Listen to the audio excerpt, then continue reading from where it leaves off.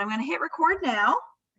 So we are recording and folks can watch this afterwards. I will also send Megan's slide deck after the presentation. So if you are, feverishly taking notes, you can sit back a little bit and, eat your lunch. I know Megan also has some good activities for us. So without further ado, Megan, take it away. Yes, Christina, thank you so much for introducing me. I just want to thank you for allowing me to be here today and to get to learn a little bit more about Alabama educators. You are going to need a scrap piece of paper and a pencil. So if you can just take a couple seconds and find something that you can use, not something you're going to take notes on, another piece of scrap paper and a pen or a pencil, something to write with. We'll need it a little bit later in the presentation. So to give you a little bit more background about who I am, like Christina said, I'm a PhD student here in the Department of Health Science, and we mostly focus on planning and implementing programs, but I'm really a sexuality educator. My current research is looking at how COVID has affected sexual behavior in college students, and I'm also interested in the STI testing process in college students. That work at the North Carolina School Health Training Center really grounded my work in sexuality, and a lot of the materials that you are going to see today were developed by the North Carolina School Health Training Center in their college project, then were tailored for this group. So I actually want to get to know a little bit about you all. So if you can just tell me your name, what you'd like to be called, the organization you work at, your title, what age group you work with. And then if you're not from Alabama, if you don't mind just telling me what state you're from. So just use that title, what age group you work with. And then if you're not from, so high school or middle school or elementary school or K through 12 or adults. I was just going to say real quick, Megan, that I have asked everyone to unmute yourselves. So it looks like some of you are still muted, but you can unmute yourself. And I can go ahead and kick us off. So Christina Clark O'Karmas, I work with the Alabama Campaign for Adolescent Sexual Health. I'm the executive director. I work with adult learners. So folks that are implementing sexual health programs with their young people is who I primarily work with. Hi, everyone. Hi, this is Foster Dixon. I teach creative writing and English 12 at Booker T. Washington Magnet High School.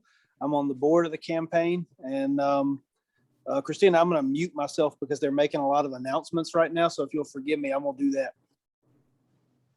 Perfect. Thank you. Nice to meet you.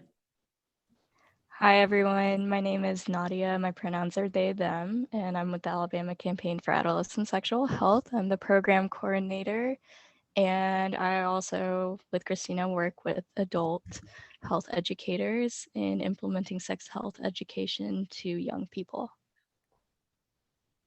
Nice to meet you. Nice to meet you. Sex health education to young people. Nice to meet you. Nice to meet you. Hi, my name is Brittany. My pronouns are she, her. I also work with the Alabama Campaign with Nadia and Christina, working with adult educators.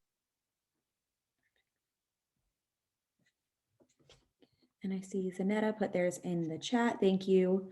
Welcome, ages 10 to 19. That's a wide range. Did I miss anybody else? If not, feel free to put it in the chat. So it mostly seems like I've worked with Health for 15 years. Nice to meet you, Paquita. I hope I said that right. Please correct me if I'm wrong. It seems like we're mostly working with adult learners here. So all this information can be tailored to that audience. But one of the activities is specifically for high school and college students. So we can change that if we need to. Perfect. So let's go ahead and get started. So just a couple ground rules. We're all learners in this space, but just making sure that we're all on the same page, right? I want to be respectful of your time and the other commitments that you have. So we will end on time. Obviously, if you're not talking, just please feel free to mute yourself. We were going to use breakout rooms. I don't think we have access to that feature, but we will modify as needed. Please feel free to use the chat. And if you have any questions, I don't think we have the Q&A feature either, but feel free to use the chat feature if you have questions. And then just be aware that people might have different opinions. So making sure to be respectful, even if you don't agree with it. This is going to be very discussion based. I don't plan to sit here and lecture at you for 50 minutes or an hour. So please feel free to engage in conversation with your peers. Feel free to unmute yourself. I'm not sure. I don't think you have the raise of a hand. I don't think we have reactions, but if you have questions, feel free to, say, hey, I have a question, and we will stop and answer that whenever I can. All right. So I want to again thank the North Carolina School Health Training Center and the North Carolina Division of Health and Human Services Teen Pregnancy Prevention Initiatives for funding this project and for developing the materials. So we have 4 objectives for today. Hopefully we can get through these in our short amount of time. I'm not going to read these to you. You can read them on your own, but basically just understanding these different topics and then being able to implement some activities around these topics. So we're going to start off with a short video. I hope you can hear this. Let me know if you can't. Oh, you won't believe the day I've had. It was so terrible. Casey, who's supposed to be my best friend, promised me that we'd go to the mall after school. Later, she texted me that she couldn't go, so I went with Nicole, my almost best friend, instead. But then, at the mall, just next to the food court, you won't believe who I saw. That's right, Casey. And she was with Nathan, her new boyfriend. Ugh, I hate her. I'm so lucky I have you. You're such a good listener. Now that you're in your teens, you may feel like you want to spend less time with your family and more time with your friends. During this time, some of your friendships may deepen while others might fade away. And some of your friendships may even become romantic. Being in a healthy relationship, whether a friendship or a romantic relationship, can be fun, but it can also be complicated. So here are some rules to follow to make sure your friendships are healthy. In a healthy relationship, each person supports and encourages the other. Real friends want to know what you're thinking and feeling, and they'll be interested in what you have to say. It's okay to have disagreements, even in a healthy relationship, but it's important to do so respectfully and talk openly about it with each other. Sometimes in a relationship, you'll need to compromise. But in a healthy relationship, the same person should not be the one who always compromises. It's important for both people to give and take. Finally, it's important to treat your relationships with care. And if a friend or romantic partner makes you feel small, teases you, or physically or sexually pushes you into doing things that you don't really want to do, then this might not be a healthy relationship for you. Remember, a healthy relationship, whether just a friendship or a romantic relationship, should make you feel good about yourself and who you are. After all, you are pretty great. Perfect. So I appreciate Christina's comment in the chat. This is a site called Amaze. If you're not familiar with it, they have tons of different videos and information on healthy relationships, consent, anything sexual health related, or just adolescent development in general. But this was just a video to get us started to thinking about healthy and unhealthy relationships. And I wanted to know if there were any thoughts right off the bat while you were watching this video. Anything that really struck you, or characteristics of healthy or unhealthy relationships that kind of came to mind. Feel free to put them in the chat. And if not, that's okay. I'll just say, Megan, I love that video, and I do love Amaze. And what I liked about that video in particular is that they talk about not just romantic relationships and the health of those romantic relationships, but also friendships, because I think that can be equally important. Absolutely. There are many different types of friendships and relationships, and it's important to be able to learn about all of them. Thank you. Yeah, so I think these are great videos to get students thinking about healthy and unhealthy relationships, and then kind of use conversation and discussion to dive a little bit deeper. So that's what we're going to do. So, So let's think about characteristics of healthy relationships. So in the chat or even out loud, just kind of give me some ideas of healthy relationships or characteristics of healthy relationships that you think of.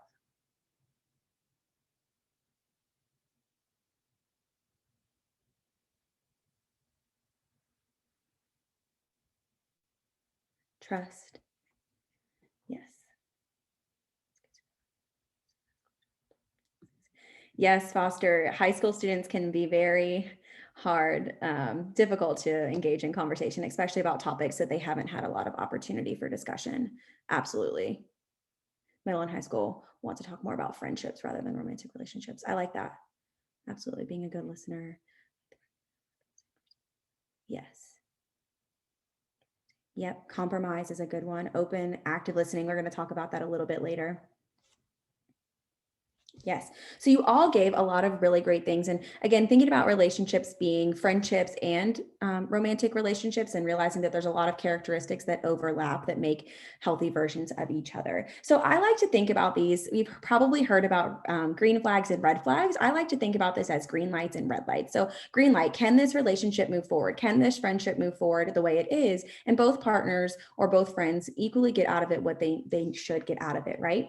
So you mentioned a couple: trust, open communication, being a good listener, compromise, right? But what about when compromise is one-sided? Is that still part of a healthy relationship, or do we think that might be a characteristic of an unhealthy relationship?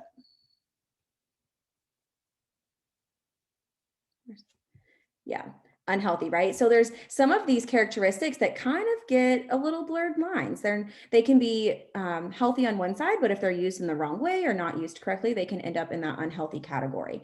Another one I like to point out is vulnerability. So being really honest about who you are and vulnerable about what you want and what your boundaries are, right? No, I'm not comfortable with that. No, I don't want to do that. Yes, I would really like to do that. Thinking about other examples of experiences that they've had that lead them to be closer with their friends and family. So vulnerability. Privacy, but not secrecy, right? So private in the fact that there may need to be things between you and young people and their friends, or young people and their partners, that need to be kept between them, but not being secretive, right? So, there are young people and they are adolescents, and they're not able to give legal consent under the age of 16, right? So there needs to be communication between parents and adolescents, but between friends, right? Privacy and the fact that there may need to be things between them and their friends, but not secrecy. So, being open about, hey, I went to hang out with another friend. I'm not comfortable telling you about our conversation, but I just want you to know that I went, right? And not withholding information. So being private and keeping things between people, but not keeping secrets, because that can be really dangerous for the health of the adolescent and just not part of a healthy relationship. And then honest communication, right? So why would communication be a big component of a healthy relationship?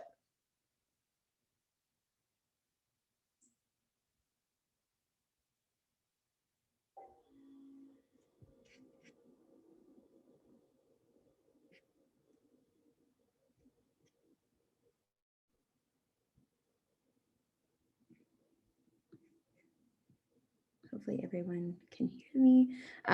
Maybe giving me, expectations, what we want. I can hear you. Okay. Yeah, and don't forget, folks, you can unmute yourselves too. I know that's not ideal for everyone, but absolutely can unmute yourself or use the chat feature.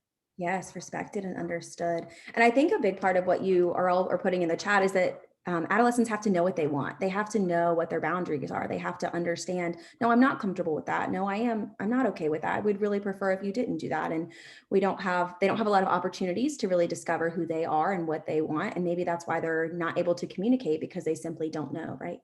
Communication is about communicating. That's the word in prize, bringing together. Yes, exactly. And we will dive a little bit more into communication when we get to a little bit. So let's move on. Let's think about this. We've kind of established what a healthy relationship looks like, right? Do we think disagreements are part of a healthy relationship? Do we think seeing different sides, disagreements, arguments, they're normal? And and how we react to the disagreement or talk about the conflict, that is where the healthy relationship really gets defined, right? So are we able to say, I'm really upset right now? You upset me because, I'm really frustrated, but I can't talk about it right now. And how we talk about those disagreements, and is it in a healthy, respectful way, or is it in a mean way, or is it angry? Using I statements instead of you statements. Yes. And we'll practice that in a little bit, right? So I think a lot of unhealthy relationships begin or continue because of the inability to have disagreements, and then to resolve disagreements because of the inability to communicate about what they're upset about, what they're afraid of, what they're fearful of. So when we think about unhealthy relationships and those characteristics, what are some examples of those?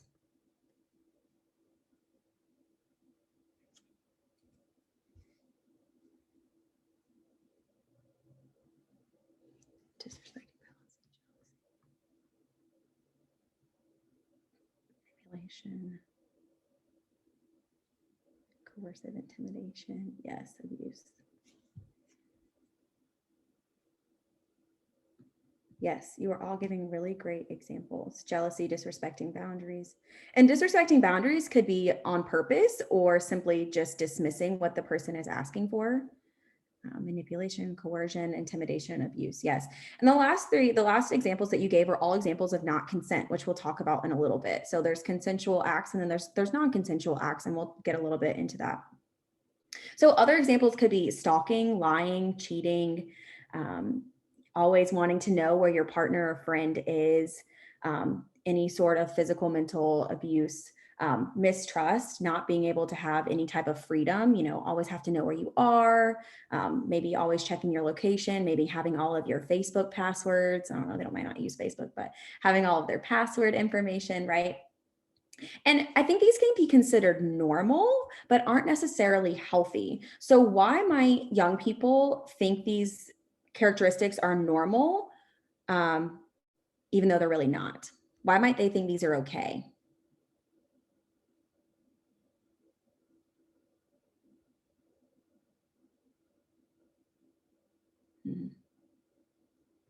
Yeah, they might see them on TV shows.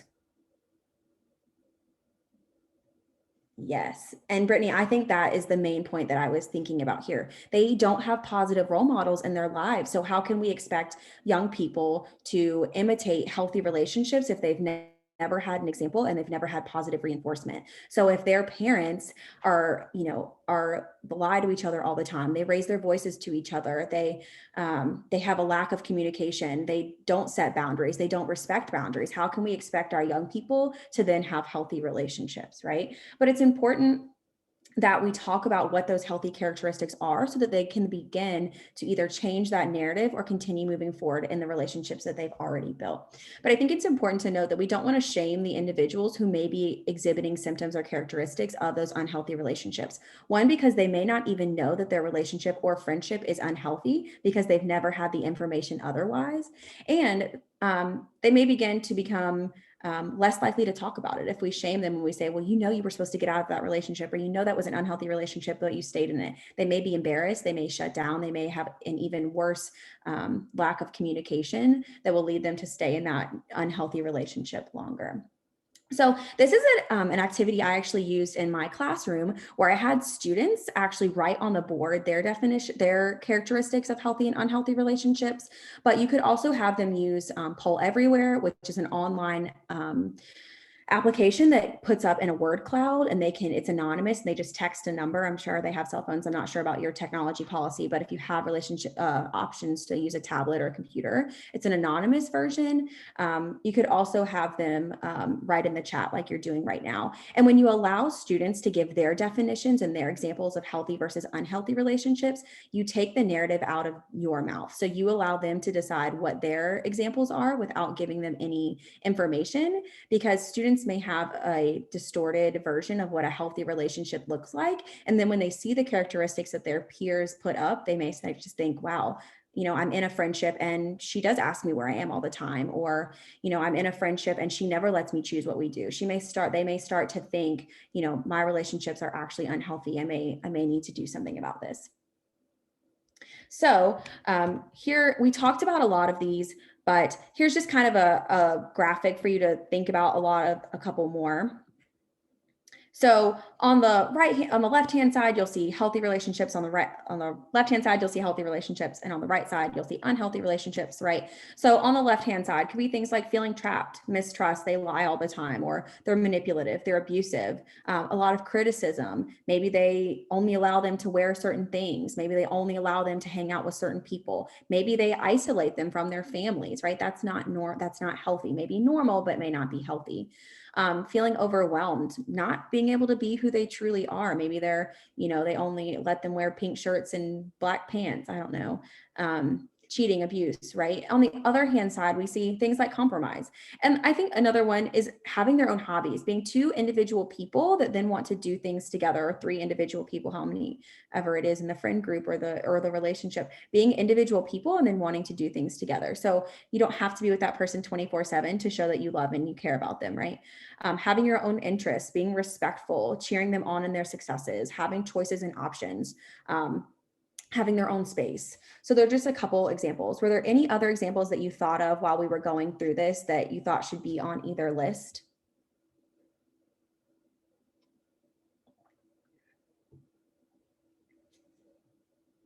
Maybe not. If you think of others, feel free to put them in there. I think it's important, as in the roles that we serve, to think about how we imitate these behaviors. Do young people around us see us on the left-hand side or the right-hand side? You know, if you were to observe you, right? Because most young people learn by observing and learn by watching. How you interact with other people is what they learn. So how are you imitating these behaviors in your own life? Yes, Christina, gaslighting, making you feel like you are wrong, even though you are clearly not. Yes. I like that one. So here's our first activity. I went ahead and put it in the chat. It's called Stay, Talk, Go. It's the second one that you'll see. Go ahead. Hopefully you can open that. It should be, hopefully you can see it. Maybe just Megan, let me can know. you just share it one more time down, since we've all written in the chat here now, Yes. so it's closer to the bottom. Yes.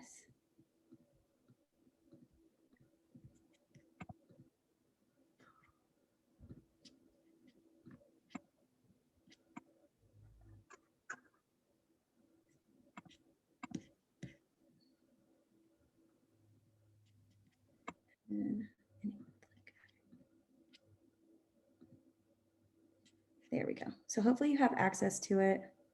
Awesome. Yeah, I was able to open it. So Okay. if y'all just click on it, it should open in a separate screen. Yes. So this is an activity that will help young people understand what their boundaries are and what type of relationships they are looking for. Nadia, your question was in the chat. Are you asking if the activity is in the chat? Yeah, I don't see it. Okay. I sent it to here. I'll see if I can send it. It's in the chat. Yeah, I don't see it. Okay. I sent it here. Let's see if I can. Can anyone else confirm whether or not they can see it or not? I can see it on my end, but I'm not sure. Okay, we will. okay, Vakia can see it. That's good. But Foster can't. Huh, I wonder why some people can see it and some people can't. Do you just want to share your screen, Megan? Yeah, I was gonna do that. So sorry. So, no, that's completely okay. So this is an activity called Stay, Talk, Go. Hopefully everybody can see my shared version. Just give me. Yes, I can see the shared version. Okay, perfect. And you'll have access to this so you can see this. So this is an activity that allows young people to decide what type of relationships and what type of characteristics and relationships, Foster's on an iPhone, they would want to stay in. So we're going to talk about, when we think about staying, talking, and going, staying are characteristics that the individual or young person would be okay with that happening and them staying in the friendship or relationship. Then you'd have things that are called, let's talk about it. So those would be situations where it may be a deal breaker for some people, but for other people, they may just need to have a conversation about it and then they can move forward. For some people, we have the it's over or it's time to go, which is called go, the stay, the talk, and the go. These are characteristics or situations where the young person or whoever it is not okay with this happening, and they decide that they need to leave the friendship or relationship. So for this activity, you would put a green, a yellow, and a red for stay, talk, and go, thinking about those green lights and those red lights next to each scenario. And then we will talk about some of the yellow scenarios. So what I want you to do is to take that piece of paper that you have right now and just, I'm going to give you like 2 or 3 minutes. And I want you to go through each of the situations and decide whether this would be something that you would be okay with, whether you would need to have a conversation about it, or if it's time to go and that you would not be okay with it. So use that piece of paper you have. I'm going to give you a minute or two. You can either write green, red, and yellow, or you can write stay, talk, and go.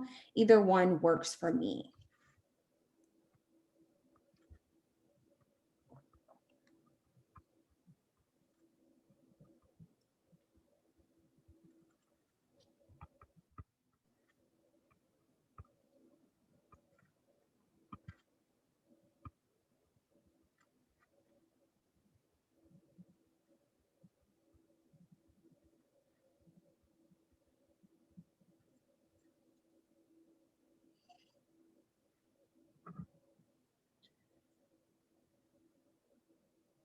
I'm going to give about 30 more seconds.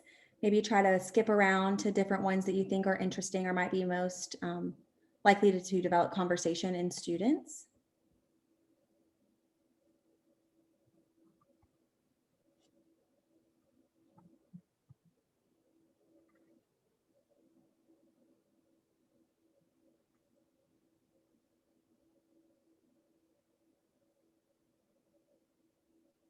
And then I want you to pick one of the items that you said, let's talk about it, or yellow. And we're going to go down to the second one. And I want you to think about how you would start a conversation with a partner or friend if this situation were to happen.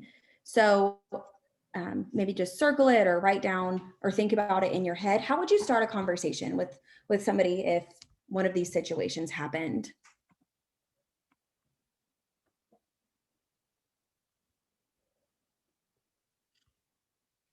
Megan, do you want us to share verbally or on the chat? Or are we just thinking about this one? We're going to share either way you feel comfortable. If you want to put it in the chat, that would be good.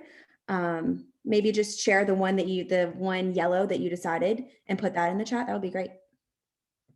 Okay, great. Thanks. You can either put the number or you can put the situation. Number 16. Mm-hmm. Yeah, and if you'd like to put the number and the conversation starter that you might lead with.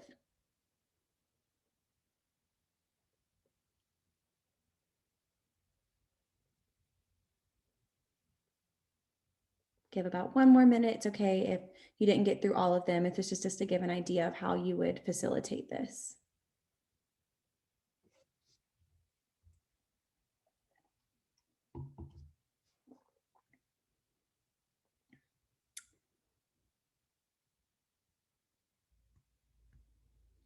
All right, would anybody like to talk about the number that they chose, maybe why they said it was a yellow, or talk about it, and then the conversation starter that they chose they would like to use? I think I'll go ahead and just like speak mine too. So I thought number 16 was good, especially I feel like maybe not calls several times a day, but maybe texts several times a day would be one for young people, that they would, that would be maybe common for young people to text a lot during the day. And I think I would just maybe try to start a conversation. Like, I noticed that, your partner calls you a lot, or they text you a lot during the day. Is that how you like to keep in touch? Or some kind of way that's not accusational, like, yes, that's wild that they call you so much, but just in a way that sort of tries to get the person talking about whether or not that style of communication works for them. Yeah, so I think especially as adults, seeing that sort of constant communication with a partner can seem like a lot. But then when you think about like texting, if you're just having like one sentence here, one sentence there, they're having this full conversation, even though it may span 100 different messages. So maybe that does work for them. But yeah, I think just thinking about that. Yes. And what the nature of the conversation is? Is it them trying to update them on their location?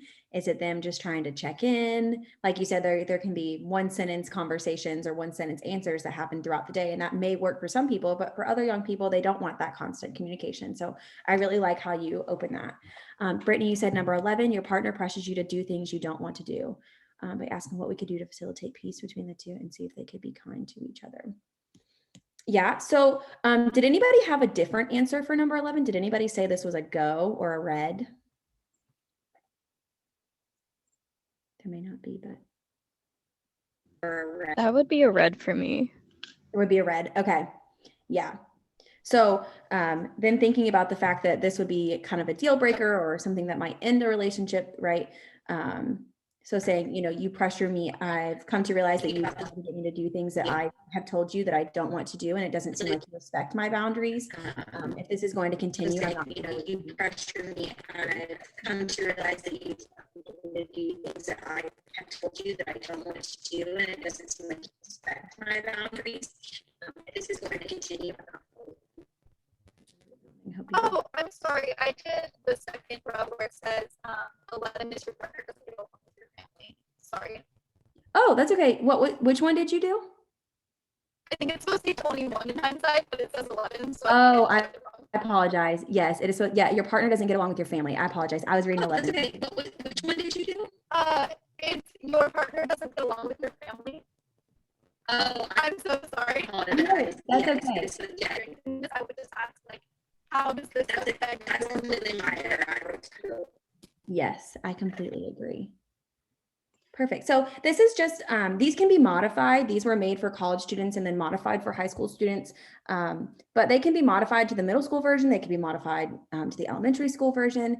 They may not be able to recognize these in elementary school, but just to get them thinking about, you know, what type of characteristics they want in a friend. And I think the important thing to note here is that people are going to have different answers for their red and their yellow, which may spark discussion. So if some people said, so Christina, some people could have said red for number 16 and some people could say yellow, and that might spark a discussion. Well, why did you say yellow and why did you say red? And neither might not be wrong, but it just helps students to understand that they have different perceptions of what healthy and unhealthy is and what their boundaries are in their relationships.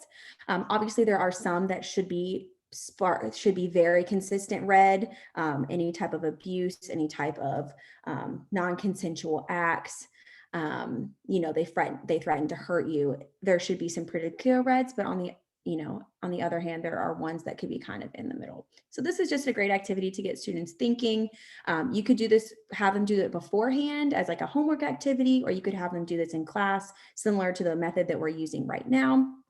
And then I like to break my students up into groups. So they do it at home by themselves, or they do it in class by themselves. Then they get into small groups and they talk about, 3 or 4 different ones. And then they kind of decide on one that they all had pretty similar answers to, or at least willing to discuss with the class. And then they talk about it as a group. So we call this a think, a pair, and a share. Think with yourself, pair with 1 or 2 other people, and then share with the classroom. If you wanted to do it in a full classroom setting, you could have them hold up red, green, and yellow cards, red for go, yellow for stay, or yellow for talk about it, and green for go. You could also have them also hold up thumbs up, thumbs to the middle, and thumbs down. It depends on your resources and how much time you'd like to spend on this activity. One of the most important things about this activity, though, is the starting the conversation component, right? Because there may actually never be a conversation that happens. It might get avoided, it may get dismissed, or it may just not happen because they're afraid. So why do we think there may not be these important conversations going on? Even if students realize, or young people realize, that this may not be a healthy characteristic, why might they not address it with a partner or a friend? So for me, I am very non-confrontational. I have really strong opinions, but I really have a hard time sort of confronting problems. And so that would just be hard for me to find a way that would be non-confrontational to have an important relationship. And so, as an adult, I have sort of established some skills to do that, but I imagine, my younger self would avoid things like those harder conversations. Absolutely.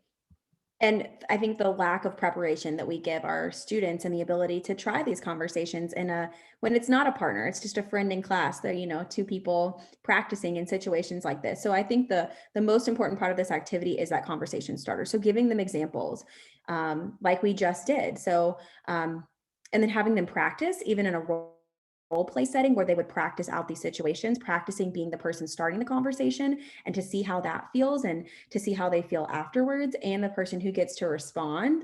And you want them to practice having almost a good response and a bad response to know how to continue the conversation in both settings. But I really like this activity. I think it's a great one. When do we think, so when we think about those go situations, how would a young person know when it's time to leave the relationship or friendship? What might be some other sorts of characteristics? So we probably know as adults, but how might they be able to recognize it as young people? Maybe feeling overwhelmed or exhausted. Overwhelmed or exhausted in terms of trying to continue the relationship and friendship, or Yes. Okay, so that maybe they've had a couple conversations, they've had, they tried the talk about it route, and it's just nothing is changing. There's nothing changing in that. Okay. Right. Or, sometimes that can make them want to be more avoidant or distant. Yes, Like, I can how do I feel imagine. about this person. Yeah, if you try to you tell them what you need, you tell them about your needs, and they dismiss them or don't do them at all, that can be very exhausting and draining and can force you to want to leave the friendship. I think it also goes back to, do you want a friend or a partner who is not willing to fight for your friendship, or no longer willing to compromise, right? Yeah.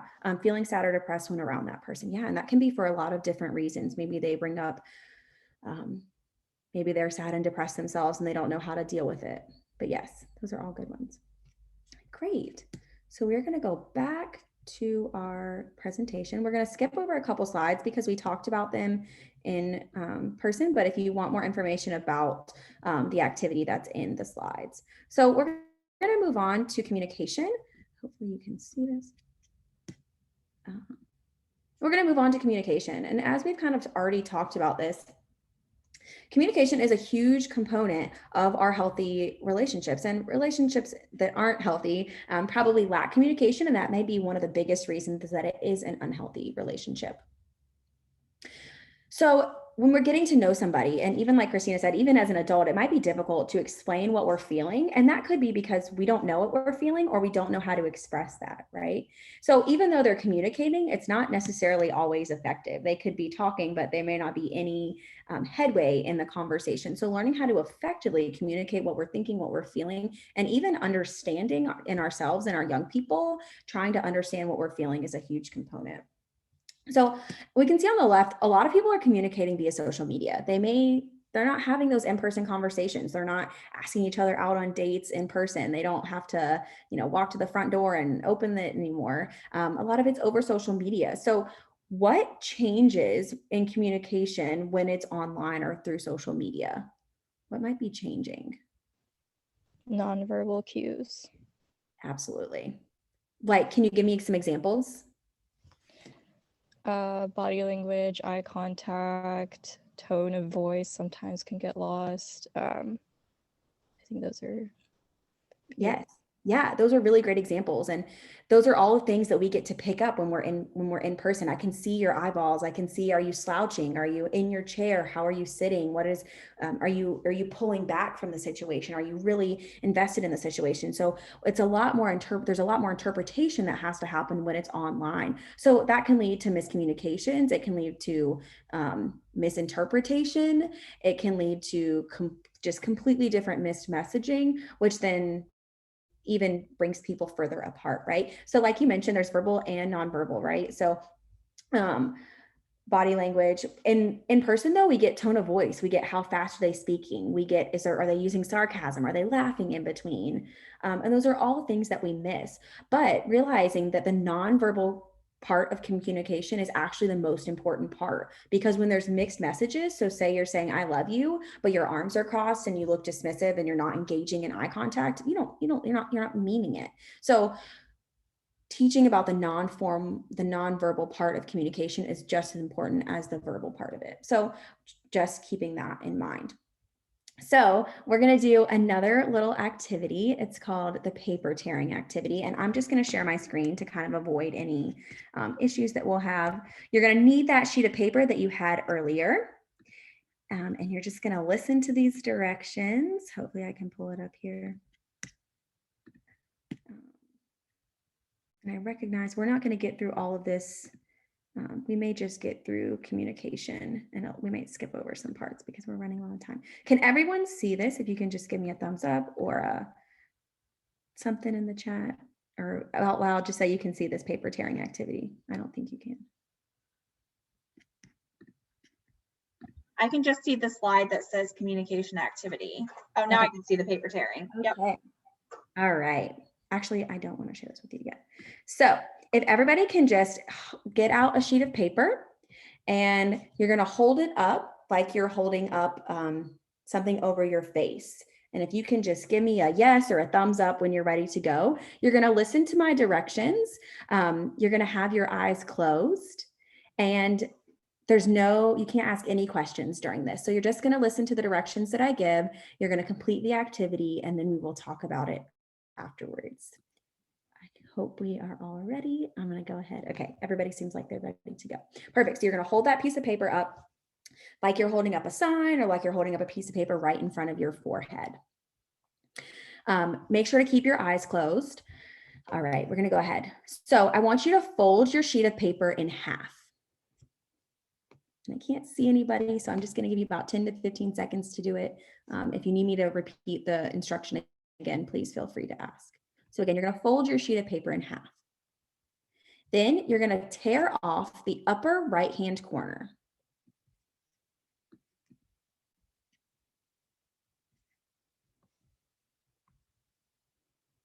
Then you're going to fold your paper in half again.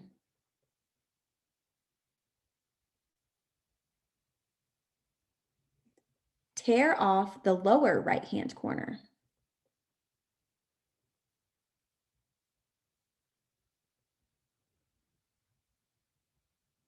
Fold your paper in half again.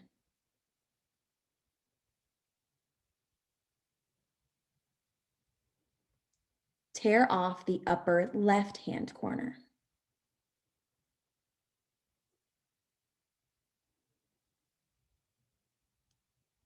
Fold it in half one more time.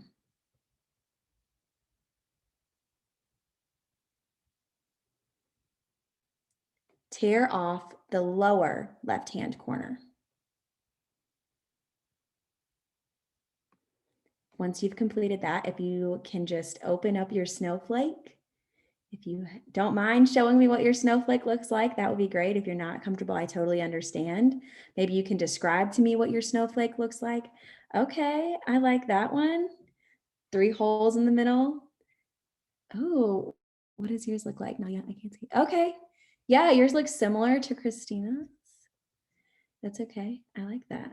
Anybody else have any descriptions of their snowflake that look different? Anybody's just a sheet of paper or a circle or any other sort of shape that's different? No. Okay. So tell me a little bit.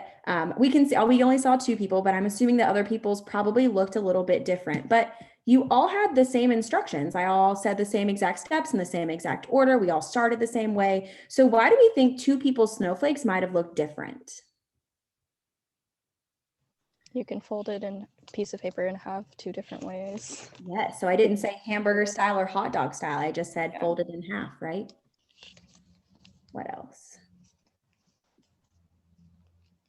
I was noticing as because the size of my paper was pretty small to begin with, and so when I got to that lower left corner, it was really tough to rip off. So you might have, somebody who can't quite get it, or really makes a mess of it. Yes. So starting in different circumstances, the shape of the paper. Okay. Maybe somebody's was circular or square or triangle or yeah. How did you feel about your eyes being closed? Did that make it more difficult? Definitely makes it more difficult. It also makes it like almost a little uncomfortable. Yes. What about not being able to ask questions? Do you think if you had been able to ask for clarifying questions that it might have been a different experience? Yes. Right. So how do we think this might relate to communication? How can something as simple as making a snowflake kind of relate back to communication? How we interpret messages. Yes, and we see that everybody's ideas and interpretations were so different, even though we had the same instructions, right? So thinking about how you say something and how you mean to say it might not necessarily be how somebody interprets it. So there are ways to improve being a better communicator, but also being a better listener. So I like this activity to start off with my communication lessons, just to get kids moving, to get them thinking about communication. It's also fun. It's an activity. But thinking about how being an effective communicator. So just because I said fold it in half, I could have said fold it in half hot dog style or fold it in half hamburger style. And, if we had given more specific detail, it might have gotten everybody's snowflakes to be a little bit more like each other's. And realizing there's a lot of different ways to communicate the same exact message and lead to the same endpoint that don't use the same words. But the important thing is that you're asking clarifying questions, that you're listening with intent, right? We're not listening to respond. We're listening to understand. So I like this activity. I think it's fun. And you'll get the directions to this if this is something that you think you'd want to use with your youth. So we're going back to this. So thinking about ways to improve communication. Being an active listener. So again, thinking about listening to understand and not necessarily to respond, especially when there are disagreements or disputes or something that you don't necessarily agree with. You might be fast to say, well, I think this, or, I don't, X, Y, and Z, and maybe not even giving the other person time to respond. So thinking about what are they really saying? The second one, showing respect. So letting them completely finish their thought before you jump in with your thought. Are you respecting their boundaries? Are you saying, I agree? Are you even really listening to understand? Or are you just kind of listening to be in the conversation? I think another one of those things is making sure that you're fully engaged in the conversation. So if it's not a good time, maybe you have a homework assignment, or maybe they have sports banquet or they need to get to, or maybe they just got broken up with, or, maybe their friend found out they were cheating on their other friend or something, right? Is this even a good time? Respect fact they may not want to talk about it right now, and that's completely okay, right? They are allowed to be upset and have emotions, and then be able to talk at a better time for them. So keeping your voice at a calm level. We know there's not much that happens when you're angry or upset. So maybe just saying, hey, I need a 5-minute timeout. This conversation is really important to me, but I'm not going to be able to effectively talk to you right now. Can we come back in 10 minutes? And you may be ready in 10 minutes, and then you may not be. You may have to take a rain check and come back. Being a reflective listener, I think this is probably one of the most important things. What are they really trying to say? So for example, if a friend says, you never hang out with me, what they're really trying to say is, I want to spend more time with you. So kind of rephrasing their words in a way that you understand, reflecting back what that person's saying at you. So there's some different prompts here, right? It sounds like you're saying ... Is that right? Am I understanding this? What I think you said was, what I understood from that was, and then maybe what they said wasn't really what you interpreted, and then that person can clarify. And then the last one, what's the point of the conversation? What is the end point that we're both trying to get to? Is it just to vent? I think a lot of times, especially females, right, just want to vent. They just want to let out everything that's happening to them. They don't necessarily want advice, but we go into the conversation with somebody who does want to fix it, and then we don't really get both of our needs met. So a question might be at the start of the conversation, do you want me to give you advice, or do you just want me to listen? How can I help you in this moment, right? And then at the end, now that we've had this conversation, do you feel heard? Do you feel understand? Do you feel like the problem got solved? What can I do moving forward? So we have another activity, but we're going to skip this one. I can explain it at the end, but I want to be respectful of time. I'm trying to think in terms of time. I'm not sure. We have quite a few more slides, and I want to be able to get through it. I'm trying to think of the best way. Maybe we can get through some of it, but not all of it. We'll skip the video. So the last topic that we're going to talk about is consent. So when you think about the word consent, just you can either say it out loud or in the chat, what is consent? And realizing that consent is a general term and is sometimes specifically used with sexual activity or sexual acts, but that's not necessarily all that it can be used for. So what is consent in general? What would be the definition of consent? I would say, in general, saying that you're okay with something like with a specific activity for a specific time in a specific sort of place. Yes. I'm sure I'm missing some specifics, but something along those lines. Yes, exactly. Permission. Any other answers that you can think of? I didn't do that. Yeah. So permission, permit, approve, agree, and it's a mutual agreement. It's something that both people or multiple people are going to agree to. And you probably don't realize this, but you practice consent on a daily basis. So you may say things like, may I blank, blank, blank? Is it okay if? Do you mind if? Would you be able to? What do you think about this? And so often we think about consent being so straight and narrow, and it's only used for specific purposes, but it's really a general thing that we use in our everyday lives. So for example, I coach volleyball, and sometimes we have to correct form, and I ask, can I touch your arm? And it seems so simple and probably not necessary, but for students who've or athletes who've experienced trauma, they may not want me to touch their arm, right? It could be, can I borrow your pencil? If you're riding in the car with somebody, can I change the thermostat? So just asking for permission and creating a mutual agreement. And it may be a compromise. It may be, well, I get really hot and you get really cold, and I'm okay with you touching the thermostat, but only to a temperature of 70. And then being able to respect that boundary. On the other hand, what's the definition of sexual? Like when we think about consent in a sexual term, what might that definition be?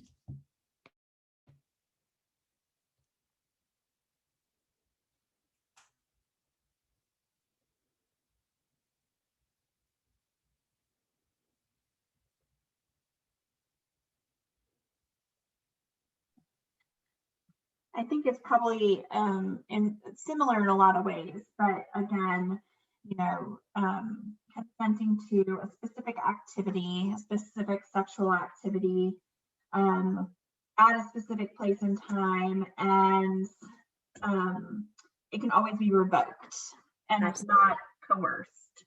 Yes, exactly. So you gave a lot of really great details about what consent is. Yes. So just remembering that it's a mutual agreement and that we never assume that we have consent. So regardless if there was consent in the past, regardless if there was consent yesterday, if it was 20 minutes beforehand, each new sexual act, a specific sexual act requires consent. So there was a video on consent, another really great one. I would encourage you to take a look at. We're not going to view it just for time purposes. So thinking about mutual active consent, you can also think about mutual passive consent, which would be things like nonverbal cues, which we added in there, like thumbs up or shaking of the head, things along those lines. But we're going to try to implement mutual active consent, which would be a verbal agreement. So thinking about an action on their own, permission on their own, without the use of pressure, force, alcohol, any type of influence. And remembering that if they're only consensual sexual acts, there is no such thing as non-consensual, there's just consensual. So it's either consensual or it's pressure, force, pressure, coercion, or abuse. So there's a great acronym, if you've probably heard of it. Has anybody heard of the FRIES acronym? I'm sure you probably are very familiar with it. Yes. Does anybody know what the F stands for?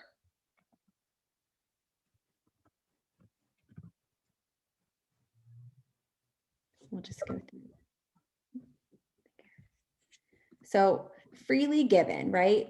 So if consent is freely given, remember that means that it's not under pressure, coercion, or abuse, which we're going to talk about really shortly here. They're not sleeping, they're not unconscious, they're not under the influence of any type of drug or alcohol, given that most of the people you work with are under the age of 21 and legally don't have access to it, but may find themselves in situations where they are under the influence, remembering that that is not legal and you cannot give consent under the influence.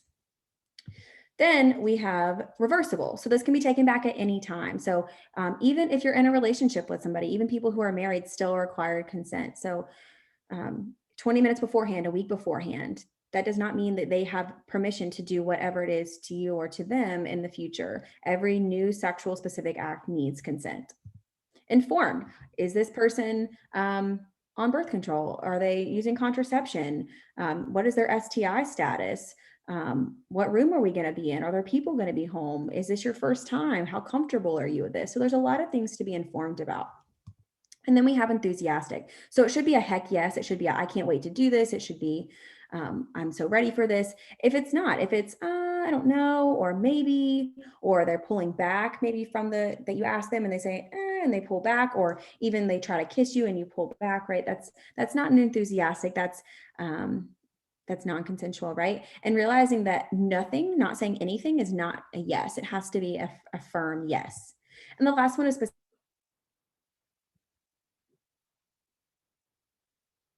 holding hands, but not hugging, or things along those lines. So it has to be specific to that type of act.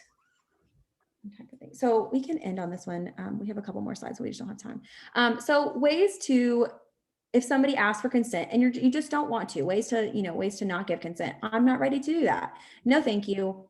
Simply saying no. No is a complete sentence. No is an answer. There does not have to be any justification.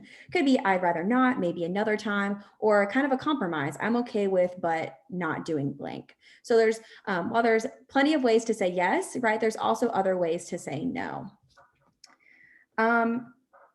We can, I don't know. I want to be respectful of time. Does anybody mind if we do, if you need to leave, please recognize that it's 1 p.m. and I want to be respectful. I have one more activity that I would like to tell you all about, but not sure how you all are on time. So if you can just give me an indication of whether you would like me to go over it, or I can send instructions with everyone. Megan, I'm good with you continuing and doing this activity. And then, of course, if you need to jump out, you need to get back to work or whatever, feel free, and we will for sure send Megan's slide deck afterwards, and she'll send the instructions for this video or for this piece. You're not gonna, you can always go back and get it. Yes, please go, Foster. Thank you for coming. So for those of you that continue, I really appreciate that. You've probably heard of this. This was a video by Al Bernaccio, I think is how you say it, Bernaccio.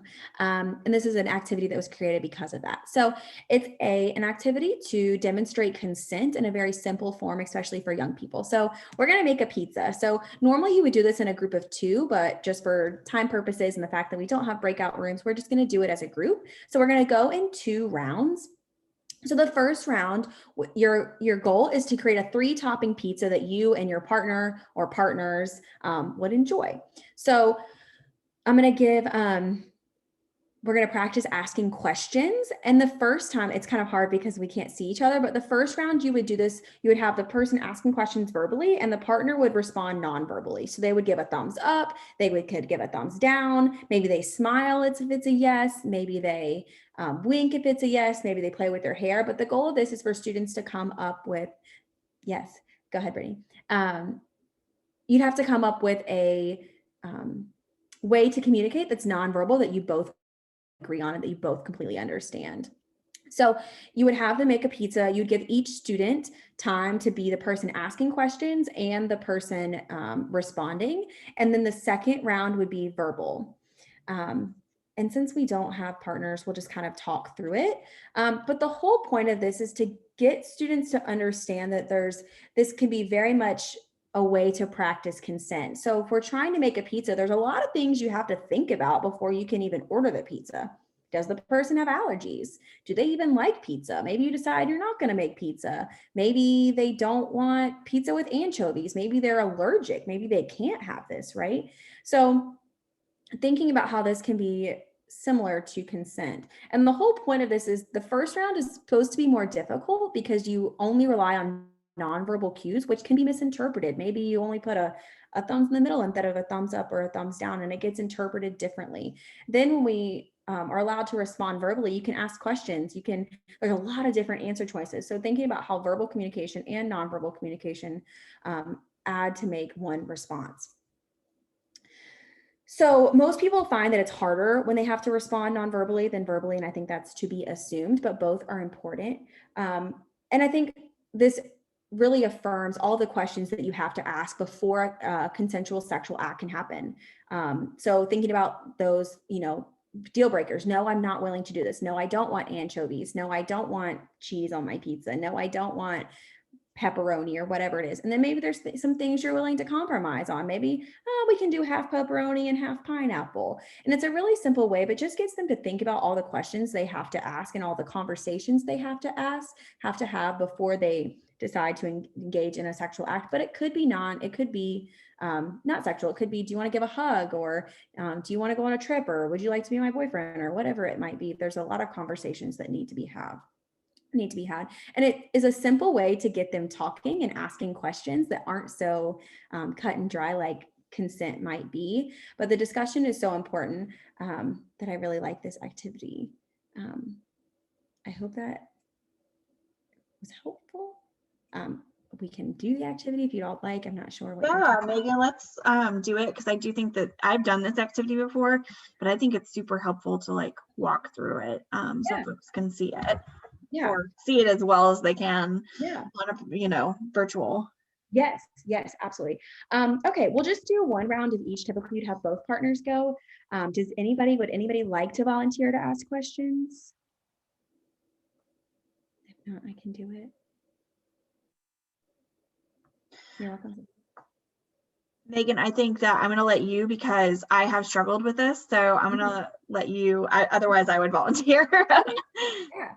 And we can just all answer as a group. So my first question is, does anybody have any allergies? Do we need a gluten-free pizza? Do we need a vegan pizza? Anybody have any allergies that we need to be aware of? This would be similar to a latex allergy. Yeah. I actually have a gluten and dairy allergy. So. Okay. Perfect. Nadia, did you have one? I guess I'm not allergic to it, but I don't eat pork, so I can't. Don't eat pork. Okay. So right off the bat, we can see that it has to be a vegan pizza, dairy and gluten. So gluten-free pizza with dairy-free cheese and no pork. So right off the bat, there's some deal breakers, right? What if you're not comfortable with that? The person could say, well, you know what, maybe we should do barbecue instead, or, well, that's pork. Maybe we should do subs instead. Well, that has gluten in it. Maybe we should eat some fruit instead, right? So it just gets them thinking about these questions. Okay, so we're going to do a gluten-free pizza. What size do we want? Well, I'm really hungry, so I'm probably going to eat like half of the pizza. So we'll get a large. Is that okay with everyone? Yes. That works for me. That works. Okay. And do we want any other? We have two. So we have to pick toppings, and we're going to do maybe vegan cheese. Does that sound okay? Yes. Vegan cheese. Okay. And we're not going to choose pork. So maybe chicken or we could just do veggies, maybe spinach or pineapple. Or maybe there's like a beef option, like beef sausage or something. Yeah. Nadia, what do you think about that? I'm fine with any of those. Yeah. Okay. So we're going to say a gluten-free vegan cheese with maybe beef. And is there another vegetable or fruit or mushrooms or ham? Oh, that's pork. I'm trying to think, what else? Tomatoes? No. Extra cheese. Spinach. Yes, extra vegan cheese. And did somebody say spinach? Because that sounds great. Extra spinach and extra cheese. Cool. Okay. So, and when we get the pizza, you said, Christina, you wanted half the pizza. I would like 3 pieces. Would that be okay, Nadia, with just 2 pieces? Or do we think we might need to get another pizza? I'm fine with 2 pieces. 2 pieces would be okay. Yeah. So that's just kind of an example of how you might do it. Obviously, the person asking questions might need some prompts. We might need to kind of run through an example of how it might work and some questions that you would ask before, like, do you have any allergies? And again, that relates back to, do they have a latex allergy? Have they had any reactions to pizza before? Are there certain brands of pizza that you like? Maybe they don't like Domino's, but they like Papa John's. So where are we gonna order from? What happens if you get food poisoning, right? It's kind of the consequences side of it. What happens if an STI occurs from this? What happens if pregnancy occurs from this? Things along those lines. So the first round would obviously, we didn't do this, but it would be nonverbal. So like a thumbs up, a thumbs down, a thumbs to the side, or it could be a wink, or, and you don't get to ask a lot of clarifying questions in the first one. So the person asking questions has to ask really clear, consistent questions so that the person responding can then understand how to respond. But I really like this activity. I think it's helpful. It also makes me hungry. But I think this is a good one. Any other clarifying questions or anything I need to clarify about the activity that you would need? So the first round is usually nonverbal, correct? Yes. So the person asks questions and then the person responding, they come up with a system that works before they start. So they'll say, okay, if I say yes to this, it's a thumbs up. And if I say no to this, it's a no. Or you could even be in the middle, which is like, I might be okay with it, but not really. Right. So then you have a system and you stick with that system throughout every single one. And it says taking turns. So let's say partner A and partner B. So partner A asks questions, partner B answers non-verbally, and then partner B asks a question and partner A answers non-verbally. Is that correct? Okay. Yep. Yes.